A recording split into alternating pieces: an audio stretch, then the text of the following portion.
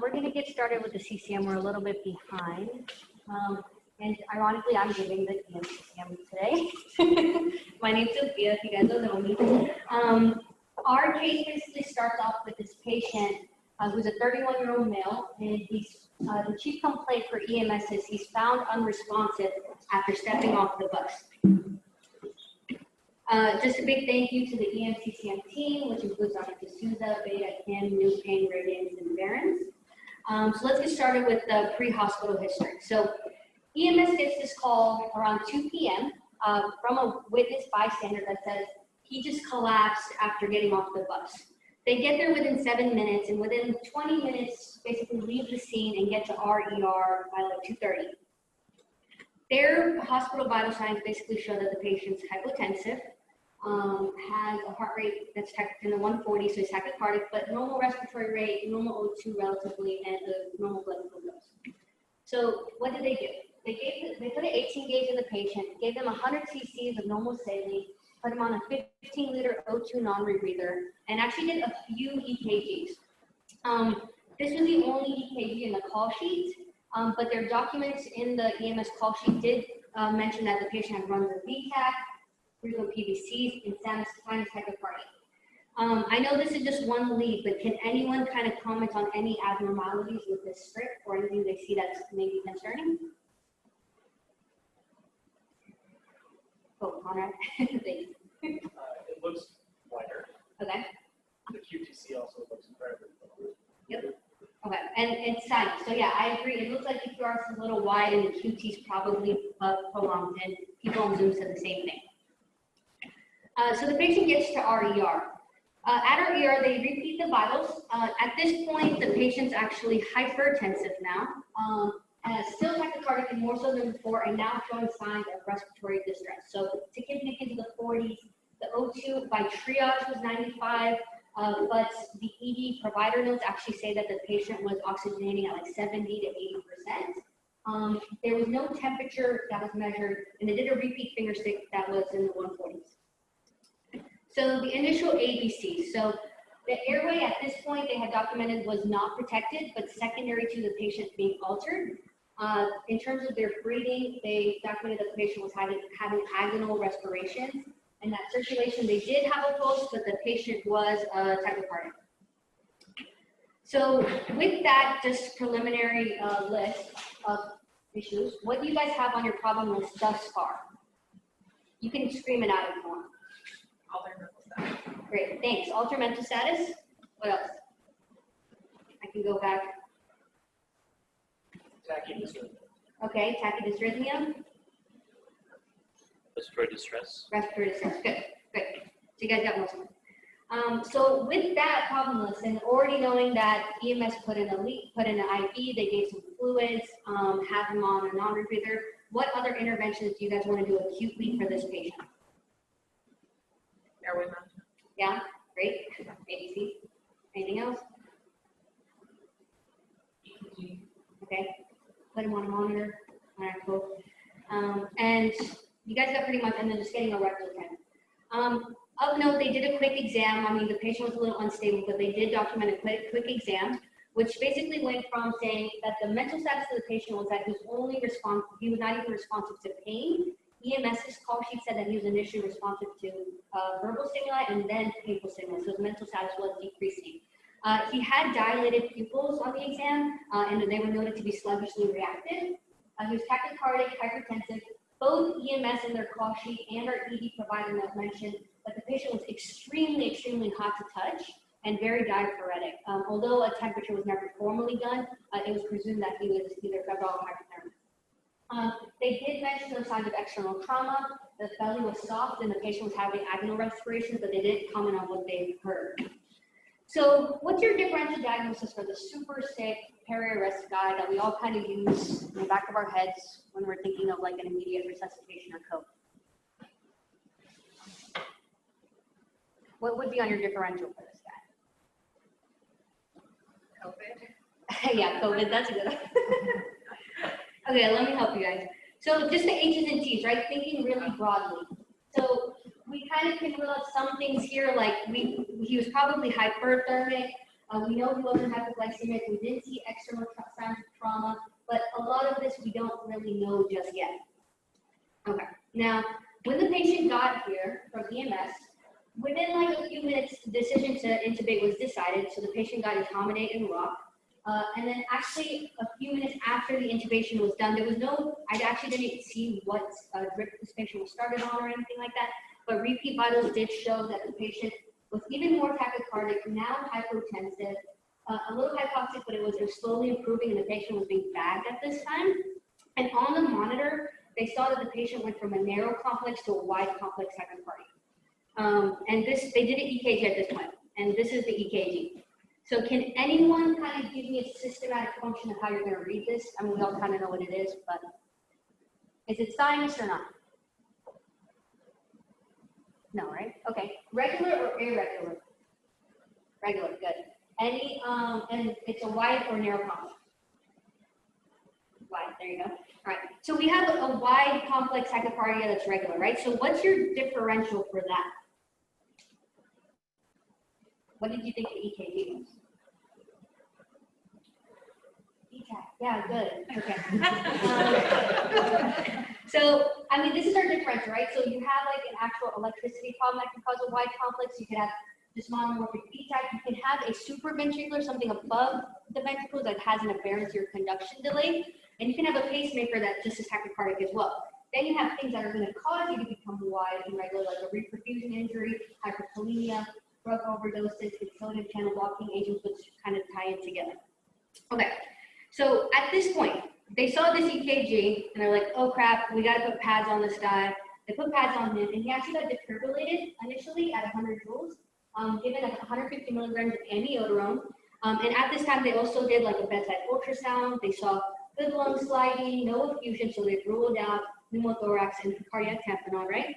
And they called it code heart for concern for ischemia. They then also cardioverted him again. Well, they cardioverted him now at 200 joules. Gave him a gram of calcium and magnesium. And at this point, they repeated the EKG. So what do you guys think? Is a pulse with this? There's a pulse at this point, yeah. Okay. Let's go systematically, right? Sinus or not? No. Okay. Narrow or wide? Okay. And the rate, what does it look like to you guys? Yeah, a little fast. So what we call this is like we kind of commented this is the accelerated idioventricular junction. So it's from the ventricle, it's a little accelerated. But the thing to note also here is what's the axis on this patient's EKG? Yeah, he has a right axis. So just keep that in the back of your mind as we go through the course.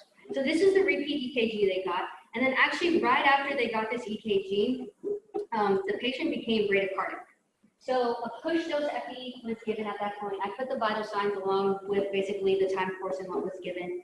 So a push dose epi was given, levofed was started, another push dose epi was given, an AMPA epi was given, and then actually the patient at this point had lost pulses. So they initiated CPR and started their ACLS. So just to kind of go through this course a little quickly, the patient got a couple rounds of epi, got an AMPA bicarb, calcium chloride, and then in those 10 minutes still had no pulse.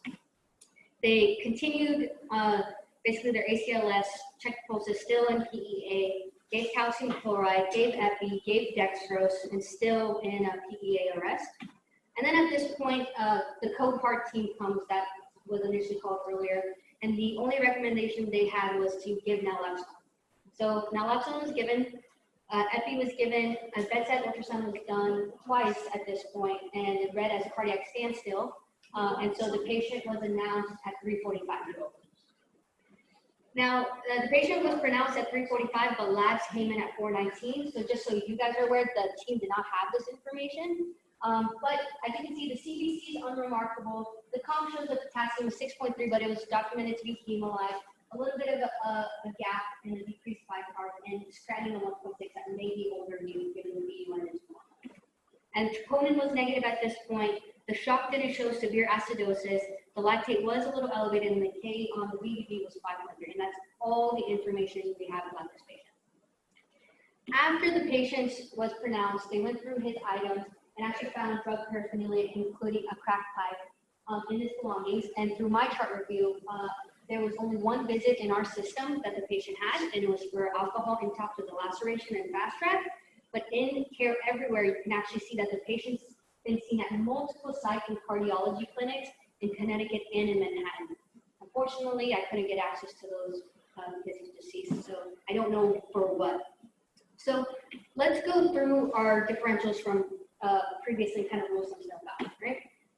Okay, so we kind of already know he wasn't severely acidotic. They tried to treat his hypoxia. He wasn't so hyperkalemic to kind of correlate with his course. He wasn't hypoglycemic. He wasn't hypothermic. We still don't know about a PE or an MI, even though code part was called. And there was a big question about toxin after the fact, given his exam, given the fact that they found paraphernalia, and then our Y complex tachycardia differential. So we can rule out some of these, basically the hyperkalemia, and he doesn't have a pacemaker, but a lot of these are still going to be on your differential, right? So those past two differentials plus his clinical exam, what's the biggest question that you have to consider that this patient may have had?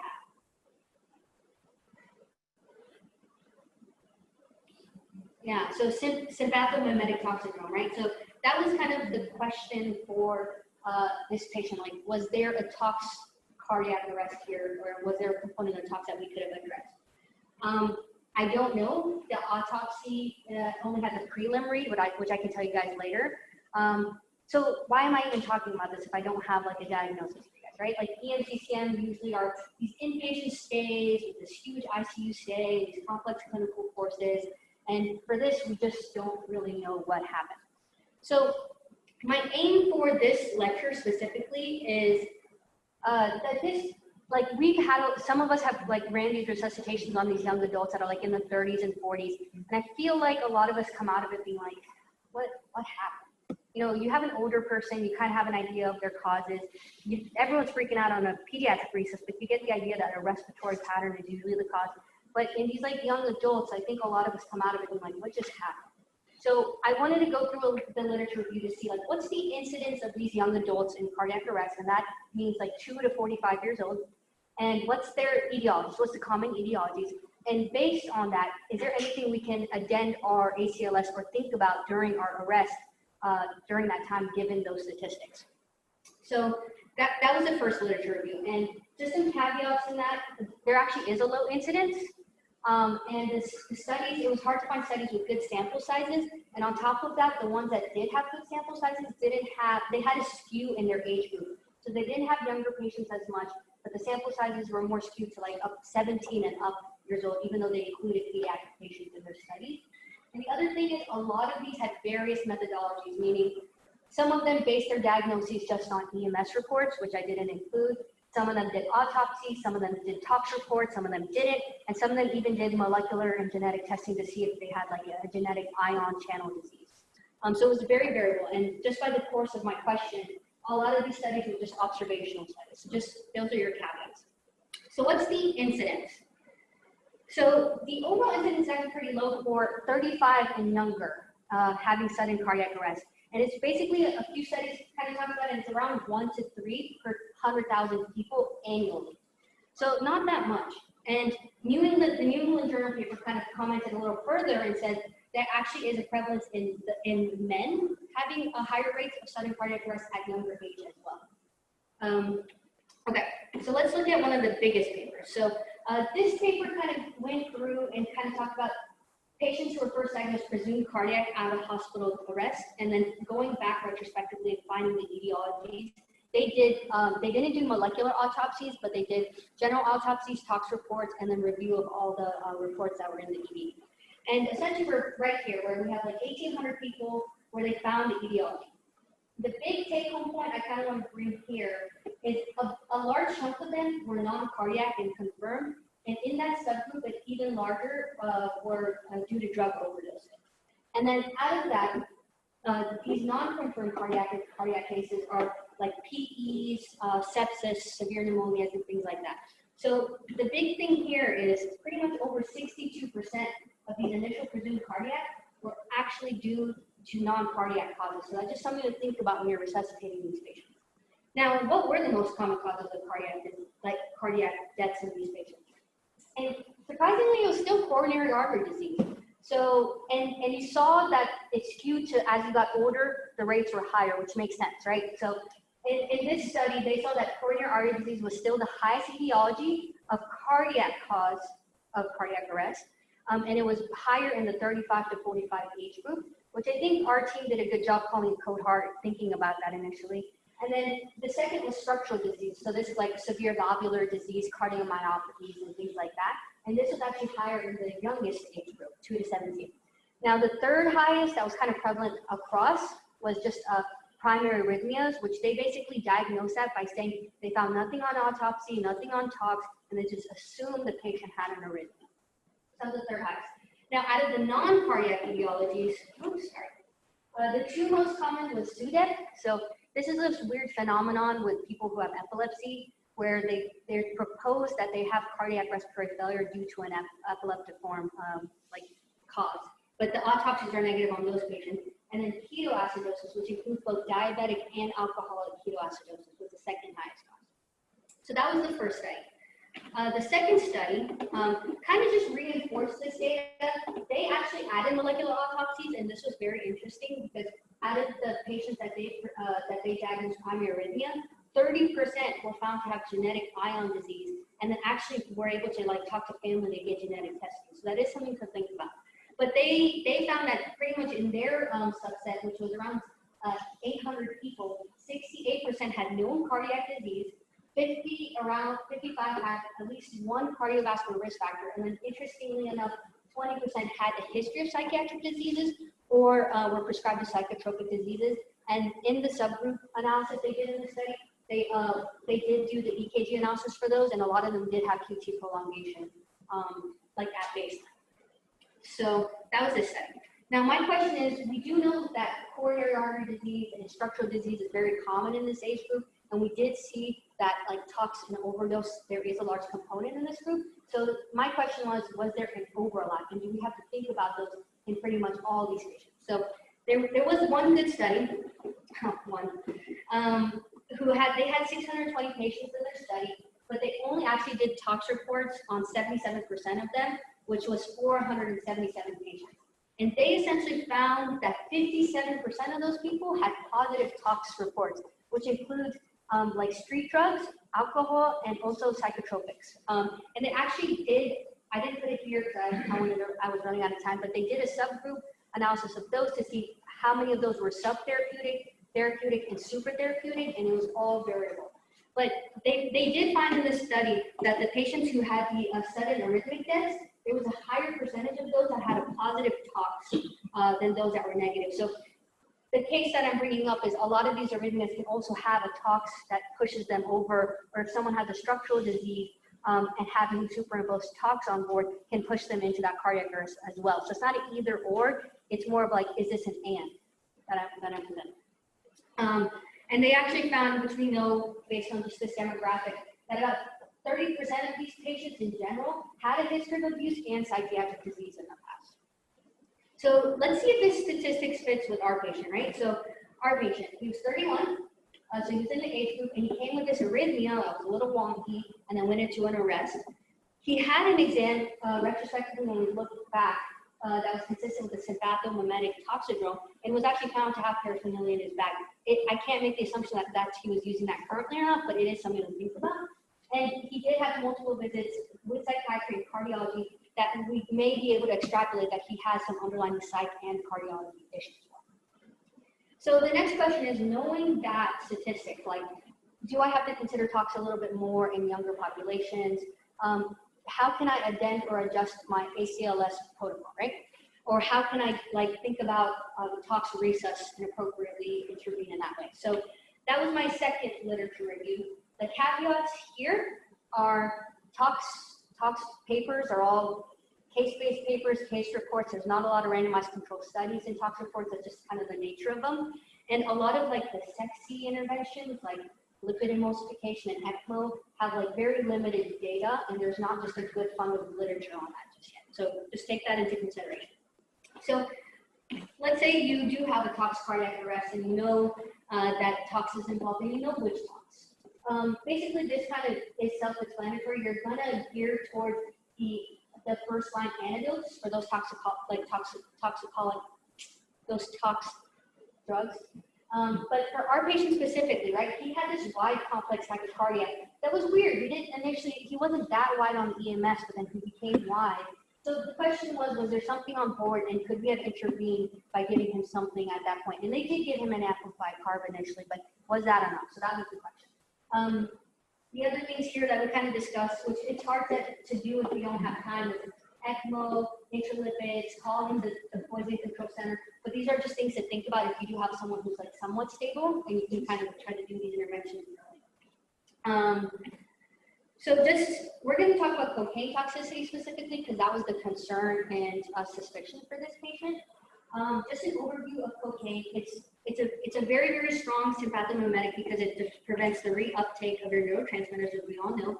It's excreted by the urine, but it's metabolized by the plasma and liver. And essentially, it's a very fast on and fast off drug. I mean, the different routes of administration all happen within minutes, and it lasts like with less than an hour. Now, how does it cause arrhythmias? Because that's what we're going to focus on is cocaine-induced arrhythmias. Is a few like ways. So one, it increases ventricular irritability just because of the sympathetic surge, and it decreases your threshold for fibrillation. It's going to actually act as a sodium channel blockade. So it increases, like it basically inhibits the conduction of your action potential. It increases your QRS. And then it reduces your vagal activity so that it can't counteract that, like the tachycardia and the sympathetic surge, right? And you can pretty much get any type of arrhythmia with cocaine. Our patient had an accelerated idioventricular rhythm. He had VTAC. But you can actually get like a Brugada pattern with these as well, which is actually kind of interesting. Okay, so what can we do? So our first intervention is sodium bicarb. And how does that work in cocaine toxicity specifically, right? So there's two proposed theories that some studies said one is superior than the other, some say the other one's superior, some say they both work in conjunction, but essentially it works in two ways. One, if you're giving sodium, you're basically giving something that can antagonize the drug itself because you're actually supplementing them from sodium. And two, if you make the blood alkalotic, that can actually bind the toxin and reduce the free drug concentration. Now, what's the level of recommendation on this stuff? It's strong. So it's recommended to be first line for any wide complex tachycardia that you think is from cocaine, TCAs, or any sodium channel blockades. So this should be the first thing that you're giving to a patient if you have that clinical suspicion. So how do you give it? So I know we talked about bicarb a lot. Sorry to make you guys feel like you're using bicarb everywhere. But it's 1 to 2 milliequivalents per kilogram, and that's the dose. Now, what does that mean in mLs, right? So if you have the 8.4%, which is the one in our crash cards, it's a 1-to-1 ratio of the milliequivalents to ml.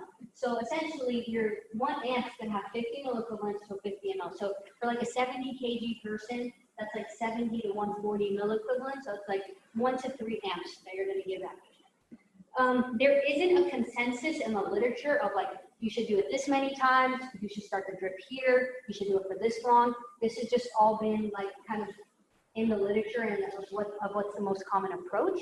So they basically say in a lot of the literature, you just keep giving this till you see your clinical endpoint, which means they're not hypotensive, they stop seizing, and their QRS is narrowing. And once you do get that, that's when you'll start urine infusion, which the rate is 150 ml per hour. But it's the 3 amps and the 1 liter of D5 water that's in the literature of how you give that infusion. The other counter here is like, you don't want to make the patient too alkalotic, so you do want to take that into consideration as well. Okay, now what's another intervention we do? And it's something kind of simple, but not really, cooling. So how does cocaine basically prevent you from having like the normal temperature, right? So it does it by 2 mechanisms. Basically, it activates your hypothalamus and causes like deregulation of your thermogenesis. And because of the catecholamine-mediated constriction, antipsychomotor agitation, you just can't like thermoregulate appropriately. Now, what is the level of recommendation for cooling? Like, do we really need to do it? It's kind of a pain. We don't have the right mechanism to do it. Do I really need to do it? And the answer is actually yes. So in cocaine toxicity, there's multiple papers that talk about that there is higher mortality when they're hypothermic and they've been found to be hyperthermic when it's hot outside. So that's what actually validates the whole dysregulation of thermogenesis.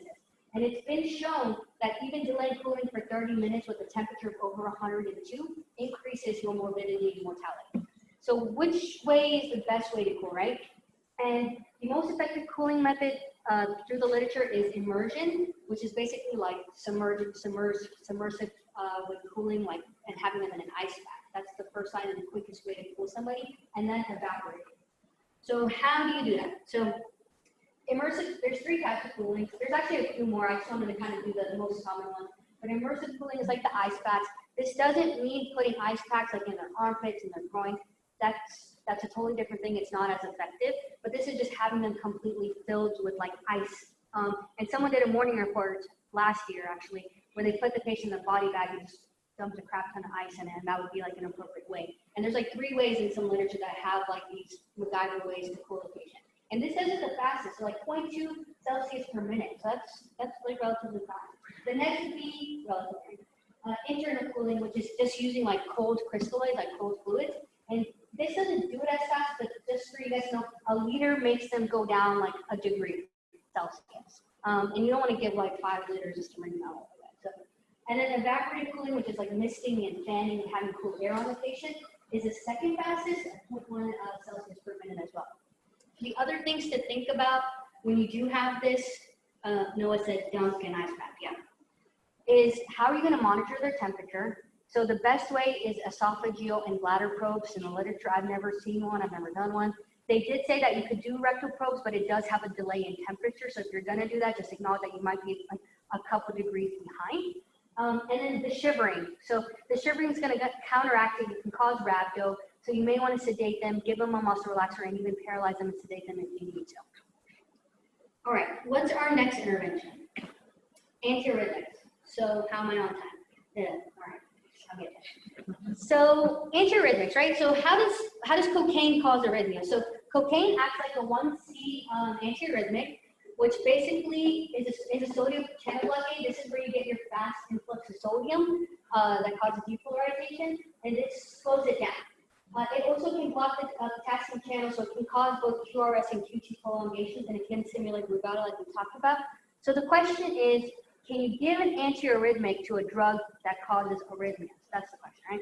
And the answer is yes, but then it's which antiarrhythmic. So there is recommendations on this.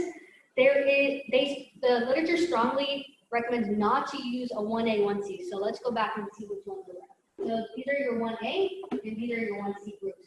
To just completely avoid those because they're going to cause a synergistic effect.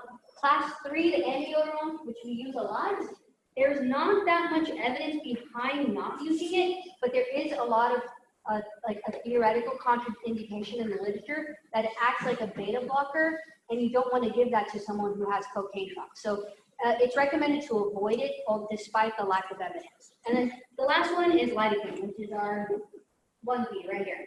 Now this is recommended to be the antiarrhythmic of choice because it works fast, it gets off fast, and it's basically considered to be a competitive antagonist to cocaine. So how do you give the lidocaine, right? Okay, so when do you give it? So first line is still bicarb, and the caveat here is you should be, like, the bicarb should be working to like reaffirm your hypothesis that this is a cocaine arrhythmia, and it should be getting narrow, but if you're not seeing like total clinical improvement, you can add lidocaine on top. And most of the doses for a lot of these drugs is like 1 to 1.5, even for the sodium bicarb, right? So 1 to 1.5 milligrams per kilogram, and then half of that that you can push multiple times, up to 3 mg per kg. And that's the same for when you have a cardiac arrest and when you have a stable VTAC. The only difference here is if you have a stable VTAC, the maintenance infusion is 1 to 4 milligrams per minute, which like the weight base is 30 to 50 micrograms per kilogram. All right, so what about some other stuff? What else can I do? So lipid emulsion. So for people who are not familiar with lipid emulsion, it's basically an infusion of just lipids and fat. It's like soybeans, like glycerin, eggs, like just basically it's a bunch of lipids that you're administering to the patient. And the theory behind why this works is it's just like gloops on to your toxin and it's non-specific. So the theory behind it is like, okay, when it goes into your blood, it's basically going to bind to the toxin, and it doesn't have to have a receptor binder, it doesn't have to be specific, but it will make those lipophilic drugs, which are the same drugs that cause like cardiac and neuro like pathologies. They'll bind to it and then basically make it unable to bind to the receptor. So that's the proposed theory. The other one is that you're just giving your heart, when it's under these toxic conditions, like some immediate surge of energy. And they've extrapolated this theory based on how we give insulin and calcium channel and beta blocker overdoses. So that's the theory. But what's the level of recommendation? So not great. So there's limited, like the evidence is limited to case reports. The only like kind of okay evidence is as an antidote for LAS, which is like a local anesthetic systemic toxicity, and that's actually where it's indicated to be first line. But there's no controlled trials in terms of like cardiac toxins to be used. And there's this lipid emulsion work group that actually came together. They're from like 4 or 5 countries. They reviewed 4 systematic reviews and did expert consensus.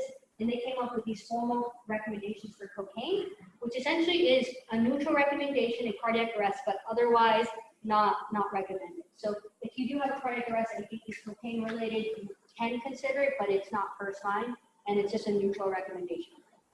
So how do you give it though? Well, this is all extrapolated from like the Regional Anesthesia Society for LAS, but it's 1.5 milligrams per kilogram over a minute.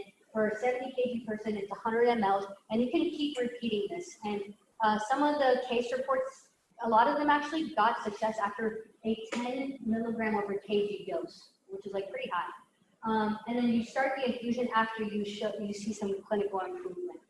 I don't know if we have this though, but of note, I did look up like what are the ways to store it. So you can actually store this in room temperature, and actually the cost of like one bag as a whole acquisition by Baxter Healthcare is like $51, and for Liposin 3, which is like another brand, it's $17. So not great. I don't know if it's crazy, but it is something that you could have like in recess in a crash cart. It doesn't have to be chilled. It doesn't have certain temperature regulation. And it doesn't seem to be like ridiculously expensive. So it may be something that we can think about as like a QI project or something. And then ECMO. Let's see. Can you do ECMO? We're not an ECMO center. We don't initiate ECMO, but it's something just to know if you want to think about transferring somebody, which probably you won't have the opportunity to if they're this unstable. But just so you guys know the literature. So just to review, VV and VA ECMO just goes through different vascular systems. A lot of the literature in tox cardiac pathology, they use VA ECMO. Their only evidence in VV ECMO for tox cases was like neonates that had PCP marijuana ARDS. But most of the time you're actually using a VA ECMO. It doesn't treat it, it's just there to keep you stable till your body kind of takes care of the drug itself. And the duration of having it done actually is kind of variable, so that's hard to tell. Now, what's the level of recommendation? So really poor, level 3. They only have animal studies and case reports, but there was 2 like decent sized observational studies. One showed that it had a 68% survival rate in tox cardiac cases that were due to like cardiac toxins. And then this other one that has a 3 series where they basically accumulated 3 observation series that had 120 patients. They found that those patients that had tox cardiac failure with ECMO actually did better than the patients who had like other medical reasons for cardiac failure. So like 59% compared to 16%.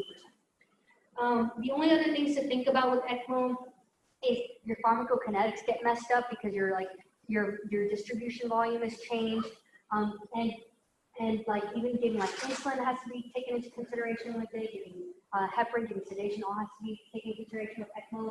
There was some conflicting data on if you could give intralipid like the lipid emulsification with ECMO or not, because some studies found that you would have complications with how thick the blood would be and it was blocking up the ECMO system. But there were some studies that reported they didn't have any consequences for that, so that's on the air. And the other thing to note is you can add drug elimination measures to ECMO. So you can add dialysis with ECMO, you can add CVGH and all those other things with ECMO as well. Okay, and that's it. I'm almost on time. Okay, so the most common causes of sudden cardiac arrest in these young people, you still have coronary artery disease, structural disease, and arrhythmias as the 3 most common, but there is a high rate of tox involvement, just isolated and with patients that have sudden arrhythmic deaths. Sodium bicarb is the first line, so if you have a high suspicion, you need to give a lot of it, not just 1 amp. So you saw the dosing is like 1 to 2 milliequivalent, so you do need to give some sodium bicarb. If you do see improvement, you essentially start the drip, and then cooling also is a very important thing and a mortality reducer. And then lidocaine is the preferred antiarrhythmic in cocaine toxicity, or if you think there's a sodium channel blockade toxicity that's causing a wide complex tachycardia, and then your arrest. And then lipid emulsion and ECMO sounds nice, but there's not much data behind it. So that was it for me. Do you guys have any questions? Yes, Dr. So first, that was wonderful. Thank you. I think I liked your style. Really, you knew your topic so well, and you were up there and leaning on the thing and being cool. And really great. Sorry. And also, I mean, you really put a ton of work into this. This is what you want to do when you give a talk like this. You know your topic, you've investigated it well, you don't have to read from your slides. That was great. One thing I just wanted to bring up, before they arrest, you suspect this is cocaine is showing a simple mimetic thing. Benzos early on. Obviously, once they arrest, it's a different story, but when you see they may arrest, using the benzos, also with cocaine before they arrest, avoiding beta blockers, because that may, I've seen that really make them hypotensive and cause arrest. And one other question I just had, though, you know, usually when you read the algorithm for PEA from the American Heart Association, right, you're giving every 5 to 10 minutes, or every 3 to 5 minutes, you're giving epinephrine, another simple mimetic. So the question comes in, should you follow that blindly if you think this is a cocaine that's now arrested and give the epinephrine, or saying, hey, this is simple mimetic, I don't want to add more simple mimetic to it, and not giving the epinephrine as per row? That would be something to consider, I guess. I tried to look into that because I did read like giving them Levo or Epi sometimes will actually exacerbate it. But everything that I read about in terms of the arrest, still, it was a blanket statement. It was like, just follow ACLS, but here's some adjuncts that you can consider. So they didn't mention to addend your ACLS protocol and the stuff that I read. So I don't know. The AHA guidelines, they have a subtopic on special populations, and they also under cocaine didn't mention to alter. So yeah, I thought the same. I don't know. Any other questions? I think ECMO is like really good for these types of patients. We don't think about it enough, and we're like, oh, we don't have it, so not worth it. I'm not sure how this is functioning now, but in the past, you can actually get patients started on ECMO at Kings County. The ECMO team will come, cannulate, start the ECMO, and transfer on the ECMO. That's happened in the past. I haven't seen it happen in the last few years, but it is a theoretical possibility. So I really think that for patients who don't think are dying because of some systemic problem that they're going to die from no matter what, the patient who has a tox-induced or something like this, we're like, maybe you just need to buy yourself some time for whatever it is that's happening to pass. ECMO is really the best solution. Yeah, and they saw that they had higher rates of survival if they were compared to like other causes like MI and severe Sure, hypertension. right? Because if somebody's dying from an MI, you know, they're dying from an MI, right? Like you can do ECMO all you want, that might keep them alive for a period of time, but if the damage to the heart is already done, it's done. And if you don't revascularize the heart, it's done. So, you know, ECMO in the setting of MI, there is a place, but it's not nearly as probably as beneficial as like the toxidrome or like some like the myocarditis or something that's happening now in my past. All right, thank you guys.